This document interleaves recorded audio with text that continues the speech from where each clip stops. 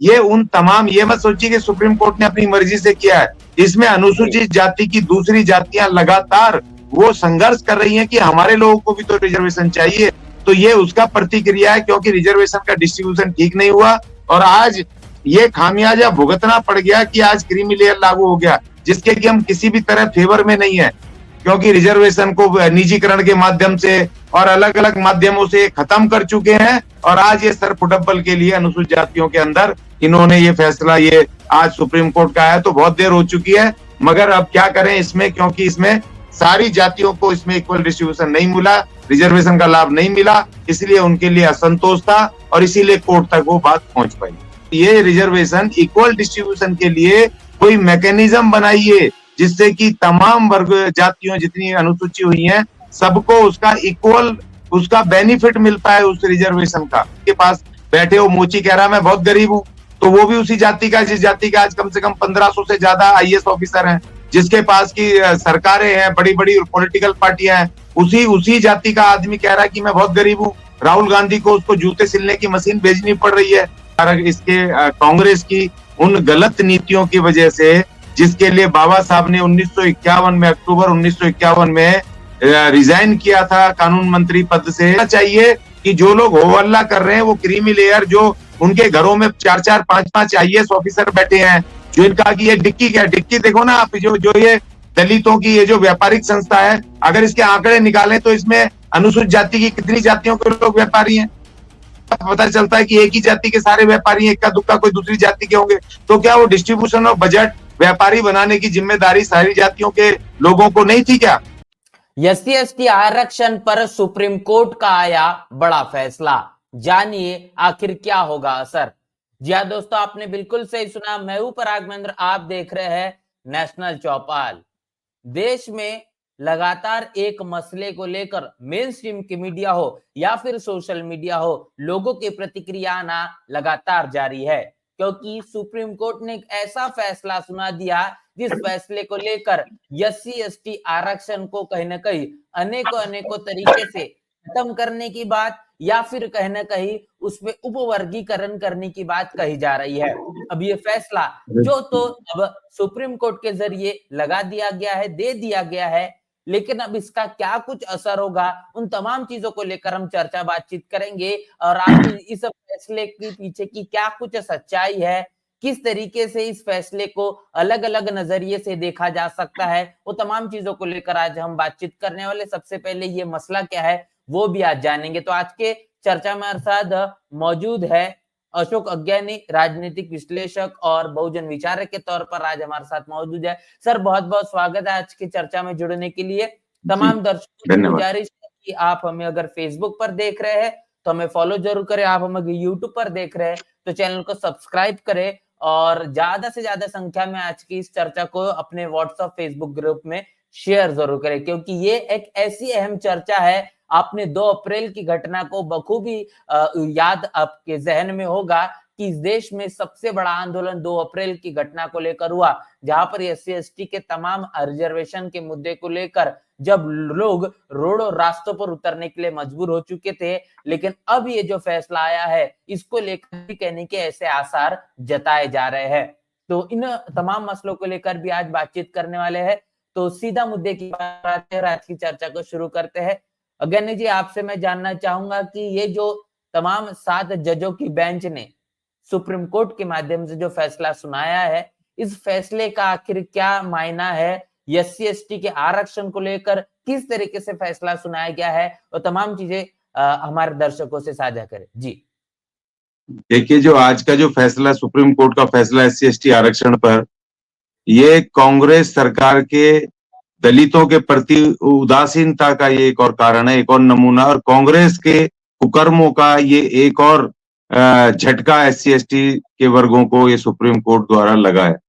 और ये लड़ाई लगातार आज की नहीं है, लगातार ये लड़ाई चली आ रही है। ये इसमें एससी एसटी के रिजर्वेशन में बंटवारे की लड़ाई को लेकर के अनुसूचित जाति जनजातियों की अलग अलग जातियां सुप्रीम कोर्ट, हाई कोर्ट, निचली कोर्ट के माध्यम से लगातार ये वर्षों से लड़ते आ रहे हैं। ये एक दिन की लड़ाई नहीं है।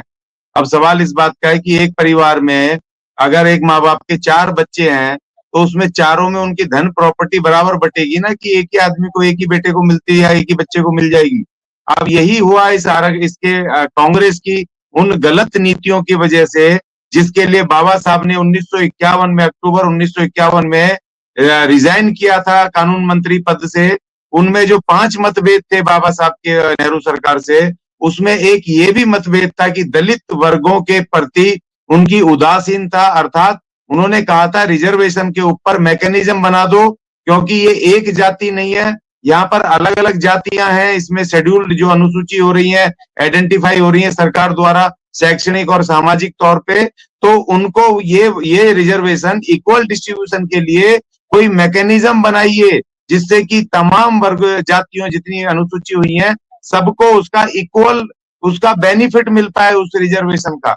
और कांग्रेस ने ये सुना नहीं, बाबा साहब ने 1951 अक्टूबर में रिजाइन किया इस मुद्दे के ऊपर, और वो लगातार कांग्रेस, क्योंकि कांग्रेस तो रिजर्वेशन के पक्ष में थे नहीं, वो तो मजबूरी में देना पड़ा था, क्योंकि उनको सरकार बनानी थी, संविधान बनवाना था। अब इसी चक्कर में ये लड़ाई पहले शुरू हुई पंजाब से। पंजाब के जो वाल्मीकि समाज ने वहां पर रिजर्वेशन में पार्टीशन करने के लिए वहां लड़ाई लड़ी, और वहां ए और बी कैटेगरी बनी। ये 30 साल 35 साल पुरानी बात है, और उसमें ए बी कैटेगरी बनी, और फिर वो हाई कोर्ट में पहुंचा वो मामला। तो वो आंध्र प्रदेश हाई कोर्ट का 2004 का ये मामला है, जिसमें कि वहां की जातियों ने, वाल्मीकि जाति और पंजाब की जातियों ने, राजस्थान की जातियों ने उस रिजर्वेशन में हिस्सेदारी के लिए, भाई हमारा भी तो हिस्सा है, हम भी तो इसमें अनुसूचित जातियां हैं। और देखिए राज्यों के हिसाब से जो सोशल जस्टिस मिनिस्ट्री में जो जातियों की लिस्ट पड़ी हुई है, अनुसूची है, उसमें किसी किसी राज्यों में अलग अलग तरह के जातियां हैं।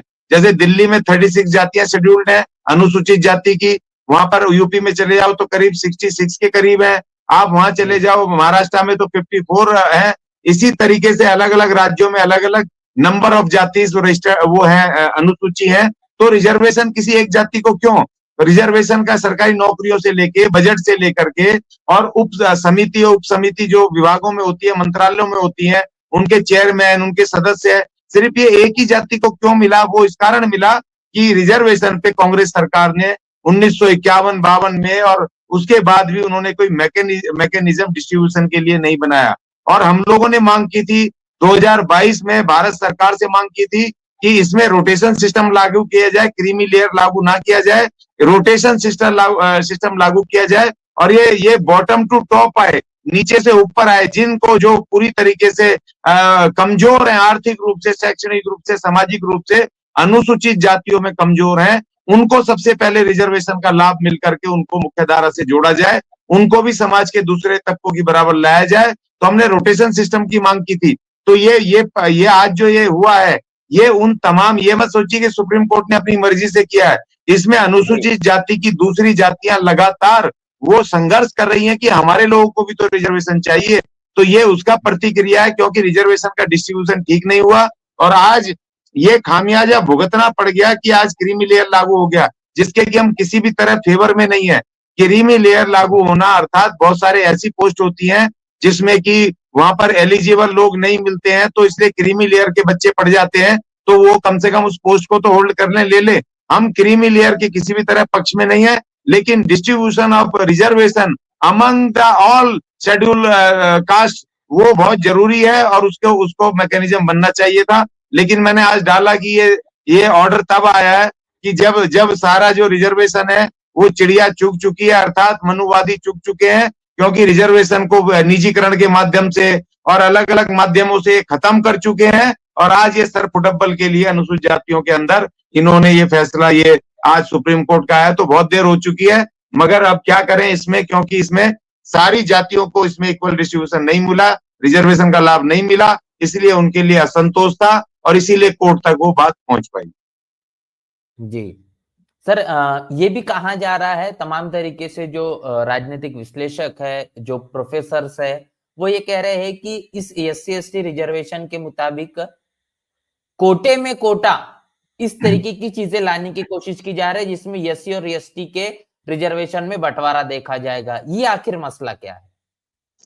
नहीं, देखिए ये मसला ये है कि कुछ रिजर्वेशन का जो मैकेनिज्म ना लागू होने का डिस्ट्रीब्यूशन के चक्कर में, जो तमाम जातियां हैं, अपनी जातियों में भी एक जाति जिनको मिल भी गया, उनकी जो जातियों में जो और दूसरे लोग हैं वो आर्थिक रूप से भी बहुत भयंकर तरीके से पिछड़ गए, वो शैक्षणिक रूप से भी पिछड़ गए। अभी आपने देखा ना कि राहुल गांधी वहां गए उत्तर प्रदेश में, एक मोची के पास बैठे, वो मोची कह रहा है मैं बहुत गरीब हूँ, तो वो भी उसी जाति का जिस जाति का आज कम से कम 1500 से ज्यादा आईएएस ऑफिसर हैं, जिसके पास की सरकारें हैं, बड़ी बड़ी पॉलिटिकल पार्टियां हैं, उसी उसी जाति का आदमी कह रहा है कि मैं बहुत गरीब हूँ। राहुल गांधी को उसको जूते सिलने की मशीन भेजनी पड़ रही है। तो इसका मतलब ये है कि जो जिनको रिजर्वेशन, अभी इसमें इसमें जज साहब की, वो जो बी आर गवई साहब है जो जस्टिस हैं, उनकी उस टिप्पणी को सुनने की जी उसकी बहुत जरूरी है कि जो उन्होंने कहा कि जो जो जिन लोगों को मिलता चला जा रहा है वो रिजर्वेशन, वही आनंद लूट रहे हैं, बाकी जो लोग कमजोर पे होते जा रहे हैं उनको उसका लाभ नहीं मिल रहा। उन्होंने बहुत अच्छी अच्छी टिप्पणियां की हैं, मगर सवाल इस बात का है कि अगर क्रीमी लेयर लागू भी होगा तो वो कोई जनरल को तो मिलने वाला नहीं है। वो क्रीमी लेयर लागू होगा तो एससी एसटी वर्गों के अंदर जो आर्थिक रूप से मजबूत हो गए रिजर्वेशन का लाभ लेकर के, उन्हीं को बाहर किया जाएगा। बाकी जो रिजर्वेशन है उन लोगों पे लागू होगा, अनुसूचित जनजाति और जाति और जनजाति वर्गों की, जो कमजोर हो गए आर्थिक रूप से, जो शैक्षणिक रूप से पिछड़े हैं, जो सामाजिक रूप से आज भी बहुत बुरी हालत में है, तो ये उन लोगों पे ही लागू होगा। ऐसा तो नहीं है कि क्रीमी लेयर करके एससी एसटी को बाहर कर देंगे और जनरल को या दूसरे उनको वर्गों को दे देंगे। तो इसमें भी कोई ज्यादा चिंता की हाय अल्लाह की जरूरत नहीं है। अगर सुप्रीम कोर्ट ने भी अगर इस पे कुछ सोचा है तो ये आज का नहीं, 19 साल बाद, 19 साल की कार्रवाई के बाद 7 जजों की संविधान पीठ ने ये 6-1 के अंतर से, ये बहुमत से ये ऑर्डर को पास किया है। तो इसमें बहुत सारे तथ्य दिए सुप्रीम कोर्ट ने, ऐसे ही इस पे हवा हवाई या बिना उसके नहीं कर दिया। तो उन लोगों को समझना चाहिए कि जो लोग हो हल्ला कर रहे हैं वो क्रीमी लेयर, जो उनके घरों में 4-4 5-5 आईएएस ऑफिसर बैठे हैं, जो इनका कि ये डिक्की क्या डिक्की देखो ना आप, जो जो ये दलितों की ये जो व्यापारिक संस्था है, अगर इसके आंकड़े निकालें तो इसमें अनुसूचित जाति की कितनी जातियों के लोग व्यापारी हैं, पता चलता है कि एक ही जाति के सारे व्यापारी, इक्का दुक्का कोई दूसरी जाति के होंगे।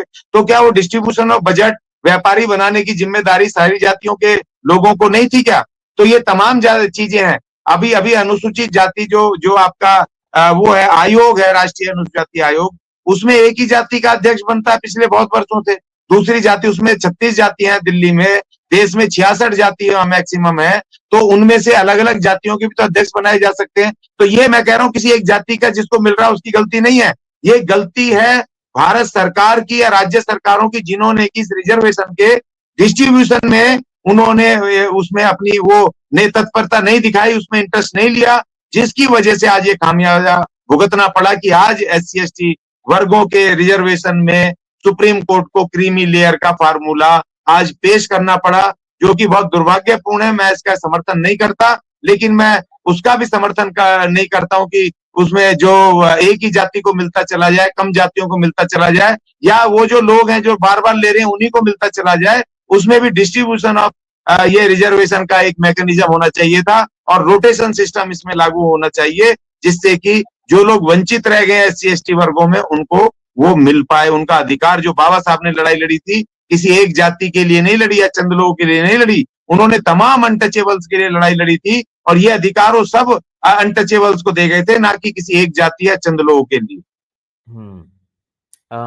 सर, जिस तरीके से अभी हम चर्चा जिस मुद्दे को लेकर कर रहे हैं, काफी ज्यादा अहम मुद्दा है, और 2 अप्रैल को एक बड़ी घटना हुई जहां पर पूरे देश से जो एससी एसटी के लोग आरक्षण के मुद्दे को लेकर जो एकत्रित हुए, क्या लगता है कि ये जो मामला अब तुल पकड़ चुका है और लगातार सोशल मीडिया और मेनस्ट्रीम के मीडिया में छाया हुआ है, सुप्रीम कोर्ट के इस फैसले के बाद में अब जनता के बीच खासतौर पर एससी एसटी पर क्या कुछ असर होगा, किस तरीके नहीं, से देखो इस पे अभी ये 2 अप्रैल जैसी सिचुएशन नहीं हो पाएगी, क्योंकि जो एससी एसटी रिजर्वेशन का जो मामला था वो एससी एसटी का कह रहा हूँ एससी एसटी एक्ट का जो मामला था, वो एससी एसटी एक्ट का जो अधिकार है वो 1 to all सारी एससी एसटी जातियों के ऊपर उसका प्रभाव पड़ना था।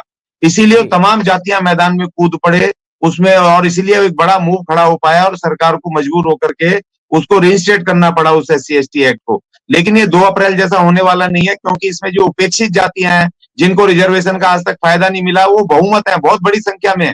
यहाँ तक कि जिस जातियों को ज्यादा फायदा मिला, उनकी अपनी जाति के लोग भी इसमें नहीं आएंगे, क्योंकि वो भी आज भूखे हैं, वो भी परेशान है, उनको भी उसका बेनिफिट नहीं मिला है। आधे से ज्यादा उस समुदाय को, उसी जाति के, जिस जाति के लोगों को मिला है। तो इसलिए ये मूव नहीं खड़ा हो पाएगा, और ना हो इसमें कोई ज्यादा ताकत आ पाएगी, क्योंकि इसमें बहुत सारे लोग नहीं जा पाएंगे। यहाँ तक मैं भी नहीं जाऊंगा, क्योंकि मैं देख रहा हूँ ना कि जो 36 जातियां, 36 जातियों में से 36 जातियों के अलग अलग 36 जातियों के आईएएस अफसर भी नहीं है, एक एक अफसर भी नहीं है आईएएस अफसर। तो फिर उस रिजर्वेशन को, उसका बेनिफिट उनको नहीं मिला तो क्यों जाएंगे इस रिजर्वेशन को बचाने के लिए? तो वो नहीं जाएंगे, वो बहुत सारा बहुमत लोग नहीं जाएंगे, क्योंकि इसमें इसमें जिन लोगों को मिल रहा था ये पहल तो उनको करनी चाहिए थी कि भाई हम सारी अपनी एकता की, आज एकता की बात हो रही है, मैं देख रहा हूँ जी SC/ST की एकता में टूट के ये ऑर्डर और फलाना ढिकड़ा। भाई तब कहाँ गए थे जब तुम आनंद लूट रहे थे? तब भी तो तुम अपनी अपनी गरीब जाति के, अपने लोगों के आवाज उठा सकते थे, भाई हमें मिल गया, अब इनको तो।